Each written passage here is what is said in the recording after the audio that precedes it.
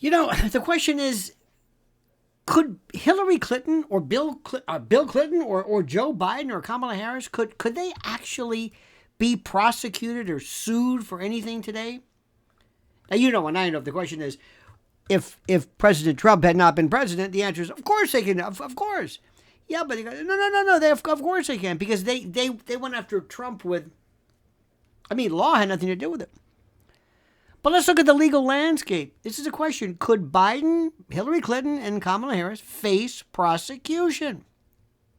And this is critical, because as this political world and worldview and landscape shifts and changes under this new administration, the Trump MAGA world, there's now some very serious renewed discussions that have emerged about the legal vulnerabilities and liability and exposure of former high-ranking officials, particularly Joe Biden, Hillary Clinton, and Kamala Harris.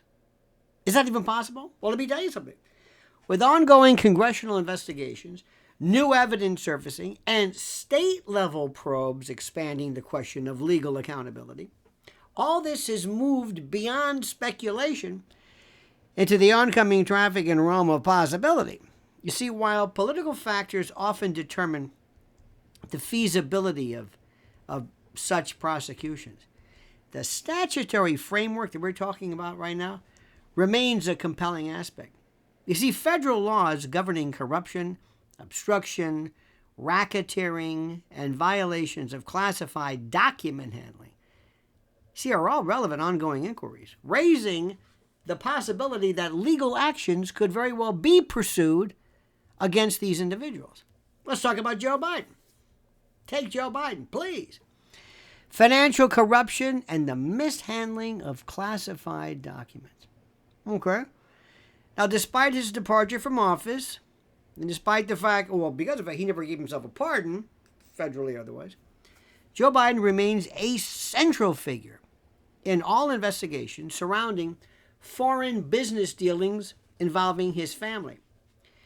The House Oversight Committee, now wielding full subpoena power, has intensified its scrutiny of Biden's alleged involvement in business transactions tied to Burisma Holdings in the Ukraine, CEFC China Energy, in which his son Biden, Hunter Biden that is, played a key role. You know all about that. Now, newly surfaced emails and financial records, remember Bobulinski and Tucker and all that? But they could bolster allegations of, ready for this, conspiracy to violate the Foreign Corrupt Practices Act, FCPA, a statute that prohibits U.S. officials from engaging in foreign payments with foreign entities. 15 U.S.C. 78. Got that? If evidence links Joe Biden to financial gains from these dealings, he could face criminal liability. Additionally, congressional investigators have pointed to potential bribery under 18 U.S.C. 201, should there be proof that Biden used his position to influence policies in exchange for financial benefits. And you've heard what Hunter has told others about the big guy. He basically was the bag man. And beyond financial concerns, Biden's handling of classified documents remains under strict scrutiny. His storage of sensitive materials at his Delaware residence, remember that? Particularly in an unsecured garage. Oh, that's raised serious concerns about Espionage Act violations. 18 USC 793. Now, unlike President Trump's contested case involving presidential records, Biden's possession of classified documents dates back to his tenure as vice president, when he lacked declassification authority. You see, the appointment, this is important, the appointment of a Trump-selected attorney general could lead to an aggressive review of this matter. Let's hope. And something tells me that Pamela Joe Bondi wants to get into the fray, especially with the accusations of her going light on Epstein, which is ridiculous. Now, on the civil front, several state attorneys general, particularly in Texas and Florida, have signaled the possibility of lawsuits holding Joe Biden accountable for the financial and security burdens imposed by his border policies, or lack thereof. Civil negligence claims could aim to recover damages related to law enforcement costs, immigration support services, and other state expenses linked to federal directives. Hillary Clinton. What about old Hill, the oven mitt fashionista? How about obstruction, racketeering, and foreign influence? You see, Hillary Clinton's legal vulnerabilities extend from her tenure as Secretary of State, and this is important, where past investigations into her private email server, we know all about that. Remember with Sean Hannity, the bleach bit, yes. It makes me wonder if Sean had a piece of that bleach bit action, because we sure knew about it, but in any event, remember the Clinton Foundation's donor network? All of this remaining points of controversy? Well, while the Obama-era DOJ declined to prosecute her, new evidence could breathe life into these cases, particularly under a more aggressive DOJ stance. And we have that. That I guarantee you. And the potential for obstruction of justice charges, 18 U.S.C. 1519, for example, that stems from the destruction of over 30,000 emails allegedly tied to official communications and foreign dealings. The Clinton Foundation's financial transactions, where large donations from foreign governments corresponded with policy decisions. See, that may support allegations of bribery under federal anti-corruption statutes. A broader investigation could extend into RICO investigations, 18 U.S.C. 1961, should a pattern of illicit activities be established within the foundation's operations. And you have to also consider the following. The ongoing controversy surrounding Benghazi remains a civil liability issue. Families of the victims of the 2012 attack could refile lawsuits arguing that Clinton's negligence in handling security measures directly contributed to the deaths of U.S. personnel. Now, while past attempts at criminal accountability failed, new litigation could reopen discussions and investigations on her decision-making during the crisis.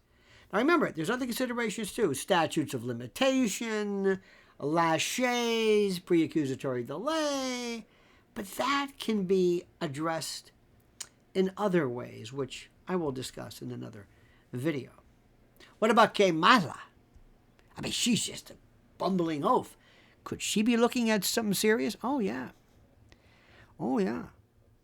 You see, Kamala, her immigration policy and potential criminal negligence are very critical.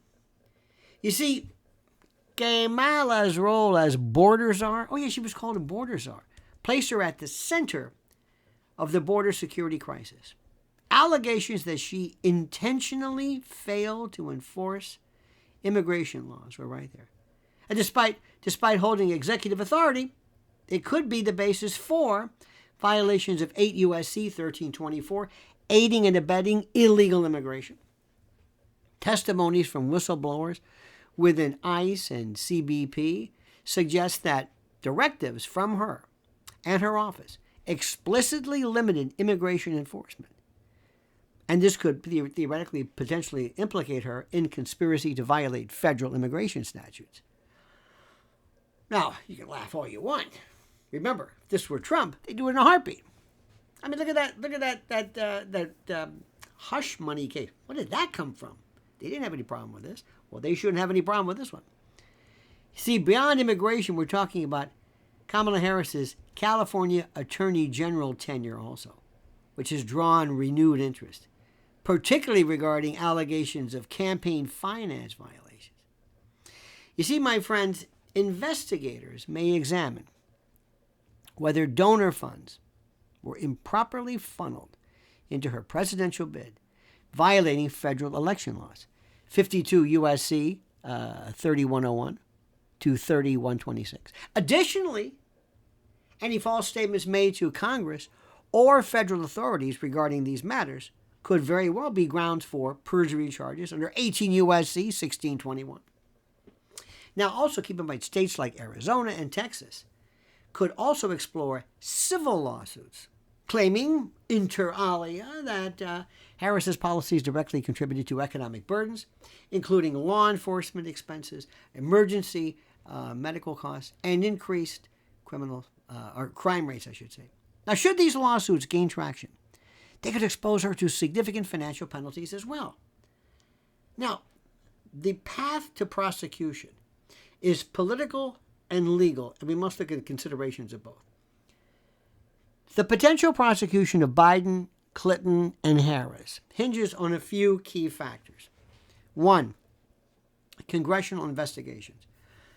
With the House and the Senate in the hands of pro-Trump majority members, Republicans namely, new revelations could provide sufficient cause for federal and state-level legal actions. Okay? Number two, Department of Justice independence is a factor. A Trump-appointed Attorney General would likely prioritize high-profile investigations into alleged Democratic corruption. Third consideration, state-level prosecutions. Presidential pardons only apply to federal crimes. Republican-led states could take legal action where applicable, and in particular, in matters of corruption, immigration policy failures, in essence, and economic damages.